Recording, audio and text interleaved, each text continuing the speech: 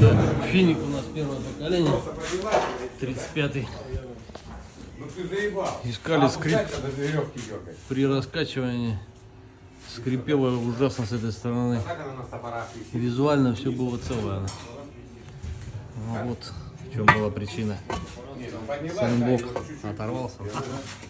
А так его не видно было. И все. Сейчас будем менять. Может, досочки взять какие-то?